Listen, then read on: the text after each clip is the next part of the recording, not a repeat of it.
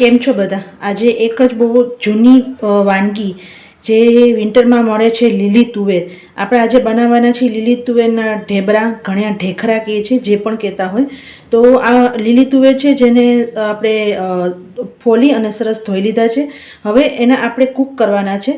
તો generally cook લીલી તુવેરના ઢેખરા કે ઢેબરા બનાવતા હોય ને, ત્યારે એને છૂટા કૂક કરવાના.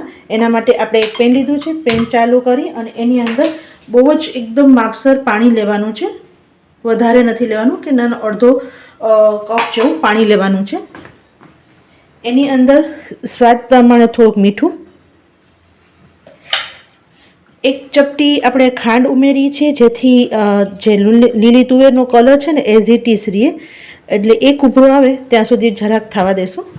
પાણી સરસ ઉકળવા માંડ્યું છે, એટલે હવે એની અંદર લીલી તુવેર નાખી દેવાની છે.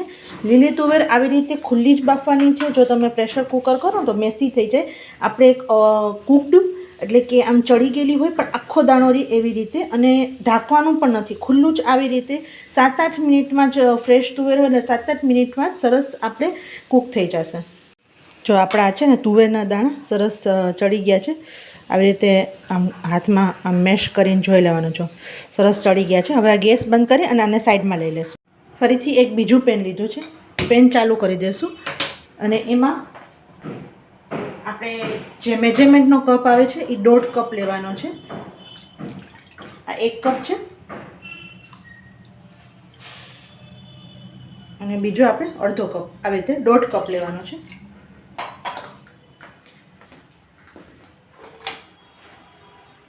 એની અંદર પાણી ઉકળે એ સાથે સ્વાદ પ્રમાણે મીઠું, હિંગ, હળદર,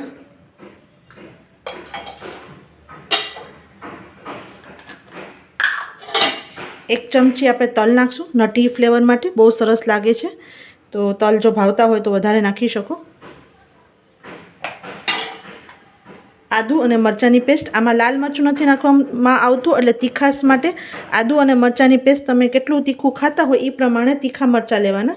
તો 2 મોટા તીખા મરચાં હતા અને એક નાનકડો ટુકડો આદુની પેસ્ટ છે, આદુ છે એની પેસ્ટ બનાવેલી છે. 1 ચમચી તાજા ખાંડેલા મરી છે, તો મરીનો પાવડર. અને હવે આને થોડીક વાર માટે ઉકળવા દેશું. જો પાણી ઉકળવા માંડ્યું છે. હવે એની અંદર જે આપણે લીલી તુવેર હતી ને, આમાં કદાચ 1-2 ચમચી પાણી હોય તો પાણી ફેંકતા નહીં. પાણી એની અંદર ફ્લેવર હોય એટલે એ આપણે લીલી તુવેર અંદર આપણે બધી નાખી દઈશું આવી રીતે. સાથે લીલું લસણ, એના ઉપરનો સફેદ અને લીલો પાન 2 લીધું છે. તો 1 નાનો કપ આપણે લીલું લસણ લેવાનું છે. આ સરસ હલાવી લેશું પહેલાં. બેઝિકલી આપણે એની અંદર એક ખીચું જેવું બનાવવાના છીએ અને એની અંદર 3 લોટ પડે છે. એટલે કે સેજ ઉકળે એટલે માપ એ લેવાનું છે. જે મેજરમેન્ટથી મેં કપ લીધું હતું ને એ જ મેજરમેન્ટથી મેં લોટનું માપ લીધું છે. એટલે મેજરમેન્ટનું જે 1 કપ આવે છે ને એ જ કપનું માપ પ્રમાણે મેં લીધું છે. એટલે જો તમારી પાસે આવો મેજરમેન્ટનો કપ ન હોય ને તો તમે કોઈ પણ ઘરમાં એક કટોરી કે વાટકી તમે સેટ કરી શકો. જો હવે પાણી સરસ થોડુંક 2 મિનિટ માટે ઉકળવા દેશું, જેથી સરસ અંદર બધી ફ્લેવર આવી જાય.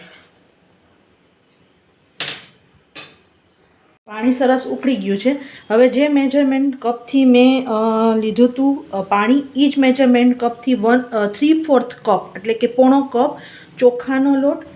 જ્યારે લોટ નાખો ત્યારે સેજ ગેસનો ફ્લેમ ધીમો કરી દેવો. મેજરમેન્ટના કપ પ્રમાણે 1/4 કપ જે ઘઉંનો કરકરો લોટ આવે એટલે ભાખરીનો લોટ આવે છે એ જ મેજરમેન્ટના કપથી 1/4 કપ જુવારનો લોટ. એટલે 3 લોટ આવી રીતે નાખવાનું છે. અને બેઝિકલી આપણે હવે ખીચું જેવું કરવાનું છે. એટલે હવે વેલણથી આવી રીતે સરસ હલાવી લેશું મીડિયમ ફ્લેમ કરીને. જો સરસ લોટ અને પાણીનું પરફેક્ટ માપ હશે ને તો તમારા ઢેખરા કે ઢેબરા બહુ જ સરસ બનશે અને બહુ જ ટેસ્ટી બને છે. આ તમે ચાની સાથે, સાંજના નાસ્તામાં, કે તમે કોઈ પણ મહેમાન આવ્યા હોય તો સાઈડમાં એઝ આપણે સ્ટાર્ટર, આપણું ગુજરાતી સ્ટાર્ટર તરીકે આ કિડ્સના લંચ બોક્સમાં પણ આપી શકો. બહુ જ હેલ્ધી છે. જો આપણે સરસ આવી રીતે મિક્સ કરી દીધું છે. હવે નીચે કોઈ પણ રોટલીની જે તવી હોય ને એ રાખી અને આપણે આને 8 થી 10 મિનિટ માટે સીજવા દેવાનું છે, જેથી લોટ સરસ સીજાઈ જાય અને કુકડ પ્રોપર થઈ જાય. એટલે કે નીચે કોઈ પણ તમે આવી રીતે જે તવી આવે ને રોટલીની એ આવી રીતે રાખી અને આને હવે ઢાંકીને 8 થી 10 મિનિટ સીજવા દેશું. જો 10 મિનિટ થઈ ગઈ છે અને હવે આ આપણો સરસ લોટ એકદમ કૂક ચડી ગયો છે. હવે એને ગેસ બંધ કરી અને એક અલગ બાઉલમાં ટ્રાન્સફર કરી દેશું. અત્યારે એકદમ ધુવાણા નીકળે છે. હવે એને આપણે થોડુંક રૂમ ટેમ્પરેચર પર આવે, કમ્પ્લીટ ઠંડુ નથી કરવાનું, રૂમ ટેમ્પરેચર પર આવે એટલું ઠંડુ કરવાનું છે. જો થોડુંક ઠંડુ થઈ ગયું છે, કમ્પ્લીટલી ઠંડુ નથી કરવાનું. હવે આમાં 1 ચમચી તેલ નાખવાનું છે. તેલ ક્યારે પણ નાખી શકો, કાં તમે જ્યારે આપણે ખીચું બનાવતા હતા ત્યારે 1 ચમચી નાખી શકો, કાં અત્યારે કુણાવા ટાઈમે.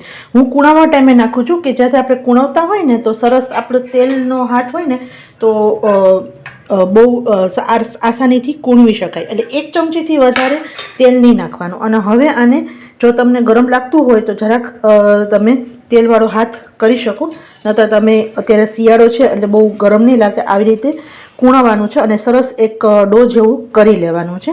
અને ઘણા ખરા છે ને તુવેરના ઢેબરામાં જ્યારે આપણે ખીચું કર્યું ને ત્યારે ગોળ નાખતા હોય છે, તો ઘણાને ગળાશવાળા ભાવતા હોય છે. પર્સનલી અમારા ઘરમાં આવી રીતે જ બને છે, એટલે હું તમને મારા ઘરની રીત પ્રમાણે બતાવું છું.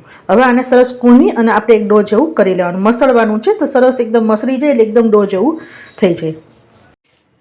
જો જેમ સરસ કૂણવશો ને એમ તમારા ઢેબરા છે ને કે ઢેખરા એક સરખા ક્રેક વગરના થશે. કારણ કે બેઝિકલી આને તળવાનું હોય છે, એટલે તળવા ટાઈમે આપણે છૂટા ન પડે એ વાતનું ખાસ ધ્યાન રાખવાનું. અને આ ઢેકરા કે ઢેબરા તમારા આરામથી કદાચ વધારે હોય ને તો 2 દિવસ સુધી ફ્રીજમાં રહી શકે. તો આવી રીતે શેપ હમણાં બતાવું કે કેવી રીતે વાળવાના, એ શેપ બનાવી અને પછી તમારે જેટલા યુઝ કરવા હોય એટલા તમે ફ્રાય કરી શકો. અને બાકી તમે કોઈ પણ એરટાઇટ કન્ટેનરમાં ભરી ઉપર કોટનનું કપડું ઢાંકી દેવાનું અને પછી ઢાંકણું બંધ કરવાનું. કારણ કે ફ્રીઝમાં રાખી ઘણી વખત પાણી પડવા માંડે એટલા માટે. તો આરામથી તમે વાપરી શકો 2 દિવસ સુધી. અને આની સાથે એક સરસ ટમેટા લસણની ચટણી બનાવવામાં આવે છે, એ પણ આગળથી શીખડાવીશ તમને. હવે આના છે ને થોડાક હાથમાં આપણે તેલ લઈ લેશું આવી રીતે, જેથી આપણે શેપ વાળવામાં ઇઝી રહે રીતે હાથમાં. અને હું મીડિયમ સાઇઝના કરું છું, તમારે જેવડા કરવા હોય. મને મીડિયમ સાઇઝના ને થોડાક પતલા, જો આવી રીતે આપણે જેમ લોટનું ગોયણું વાળતા લુવા લેતા હોય અને આવી રીતે કેમ કરતા હોય એવી રીતે, તો વચ્ચેથી થોડુંક જાડું અને સાઈડમાંથી પતલું. હજી તમે ઘણા જાડા કરતા હોય પણ મને બેઝિકલી થોડાક પતલા અને ઉપરથી ક્રિસ્પી, અંદર બહુ લોટ ન આવે એવી રીતે હું એવી રીતે કરું છું. તમે આનાથી હજી જાડા અને મોટા પણ કરી શકો, પણ મજા આવા આવશે નાના અને પતલા બનાવવામાં. તો આ પહેલાં બધા શેપ પાડીને આપણે તૈયાર કરી લઈએ. આપણા સરસ બધા ઢેબરા વળાઈ ગયા છે. હવે ચટણી માટે 4 મીડિયમ સાઇઝના ટમેટાં લીધા છે. એની અંદર 10 થી 12 કળી લસણની નાખવાની છે, 1 મોટી ચમચી તલની નાખવાની છે,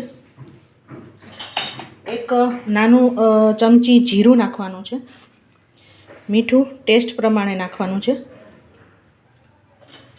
લાલ મરચું પાવડર 1/2 ચમચી કે તમે તમારા તીખાશ પ્રમાણે નાખી શકો, ચપટી હિંગ નાખવાની છે. હવે આને વગર પાણીએ ગ્રાઇન્ડ કરવાનું છે. હવે આપણે ચટણીના વઘાર કરવા માટે અહીંયા એક પેનમાં તેલ લીધું છે. તેલમાં થોડુંક આપણે રાઈ નાખશું અને સાઈડમાં આપણે એક સાઈડ પેનમાં તેલ ફ્રાય કરવા માટે રાખવાનું. આપણે ઢેબરાને ફ્રાય કરવાના છે એટલા માટે. અને રાઈ સેજ તતરે એટલે એક લીમડાની ડાળખી આપણે આ રીતે નાખી દઈશું. રાઈ સરસ તતરી ગઈ છે એટલે હવે આપણે જે મિશ્રણ કર્યું છે ને ટમેટાનું એ બધું નાખી અને એને કૂક કરશું થોડીક વાર માટે. જો આ ચટણીને થોડીક વાર આપણે તેલમાં કૂક કરશું. અને આ ચટણી પણ આરામથી આપણે કૂકડ ચટણી છે એટલે 2-3 દિવસ સુધી રહેશે. થોડીક ઠીક થઈ જાય અને આપણે જે ટમેટાનું પાણી હોય ને થોડુંક બળી જાય. હવે મસાલા કાંઈ નથી કરવાના, કારણ કે મસાલા આપણે ગ્રાઇન્ડ કરતા વખતે જ સરસ આપણે બધા કરી લીધા છે.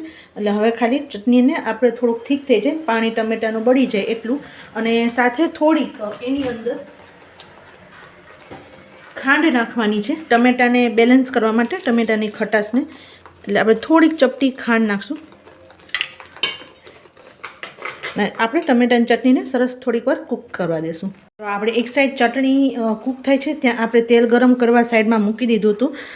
ઢેબરામાં તેલનું જે ટેમ્પરેચર હોય ને મીડિયમ હોવું જોઈએ, એટલે કે આપણે સરસ બહારથી ઓમ તો કૂકડ જ છે, આપણે ખીચું સરસ કરીને લોટને કૂક કરેલું છે, પણ છતાં પણ એને હાઈ ફ્લેમ ઉપર કૂક નથી કરવાનું. એટલે એક વખત સરસ તમારા તેલ મીડિયમ હીટ ઉપર આવે એટલે એને એક એક કરીને નાખવાનું છે. અને શરૂઆતમાં એક બેચમાં જેટલા આવે એટલા નાખવાના અને શરૂઆતમાં ઢેબરાને હલાવવાના ને એને મેળે સેટ થવા દેવાના અને પછી તમારે 1-2 મિનિટ પછી તમારે એને પલટાવવાના. એટલે શરૂઆતમાં એને સેટ થવા દેવાનું, પછી તમે એને બબલ્સ થોડાક ડાઉન થાય એટલે તમારે એને પલટાવવાના.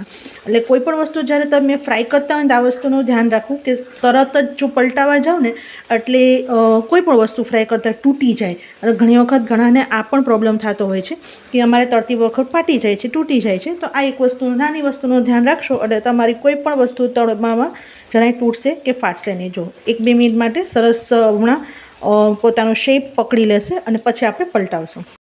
જો હવે તમે એને આરામથી પલટાવી શકો. એક વખત શેપ આવી જાય અને ધીમેથી પલટાવવાનું. પલટાવવામાં બિલકુલ ઉતાવળ નહીં કરવાની, જો આમ ધીમે ધીમે લઈ અને પલટાવવાનું. અને આને મીડિયમ હીટ ઉપર જ તમારે ફ્રાય કરવાનું છે. એટલે ઉપરથી ગોલ્ડન બ્રાઉન આવે ત્યાં સુધી કલર રાખવાનો છે, પણ ફ્રાય મીડિયમ હીટ ઉપર જ કરવાનું છે. એટલે તમને લાંબો સમય સુધી તમારા ઢેબરા છે ને એકદમ ક્રિસ્પ રહેશે. એટલે જો તમારા ઘરે કોઈ મહેમાન આવે અને તમારે ખાલી આ ઢેબરાને વાળીને પ્રિપેરેશન કરી રાખવાની, ચટણી તૈયાર રાખવાની, અને જ્યારે પણ કોઈ ગેસ્ટ આવે સાંજે બેસવા માટે કે કિટી પાર્ટી હોય તો તમારે વિન્ટર સ્પેશિયલ કાંઈક બનાવવું હોય તો આ તમારા માટે બેસ્ટ છે. અને ઘણી બધી રેસીપી તમારા પાસે હશે, પણ આ જે વિન્ટર સ્પેશિયલ ને બહુ જ ટ્રેડિશનલ રેસીપી છે ને બધાને નથી ખબર, તો એક વખત જરૂર બનાવજો. હવે આપણે આને સરસ ફ્રાય થવા દેશું. અને સાઈડમાં જુઓ તમારે ચટણી પણ આપણે તમને બતાવું કે સરસ થઈ ગઈ છે. જો એકદમ પાણી એબ્ઝોર્બ થઈ ગયું છે અને સાઈડમાંથી થોડું આપણે તેલ પણ રિલીઝ થઈ ગયું છે. અને આને હવે બંધ કરી દેશું. અને આ ચટણી પણ ઠંડી થઈ ગયા પછી 2-3 દિવસ સુધી સ્ટોર થઈ શકશે. જો આપણા સરસ ઢેબરા તળાઈ ગયા છે અને હવે એને કાઢી અને સર્વ કરી લઈએ. તો તૈયાર છે આપણે લીલી તુવેરના ઢેબરા અને એની સાથે સ્પેશિયલ ચટણી. એક વખત પ્લીઝ ગમ્યું હોય તો લાઇક, શેર, સબસ્ક્રાઈબ કરી દેજો. તમારા ઘરે બન્યો હોય અને બધાને ભાવ્યો હોય તો તમારા અનુભવ કોમેન્ટ બોક્સમાં લખી દેજો. અને સબસ્ક્રાઈબ કરો ત્યારે સાથે ઓલ બટન દબાવી દેજો, જેથી આવનારા બધા વિડીયોની નોટિફિકેશન તમને મળતી રહે. આવજો.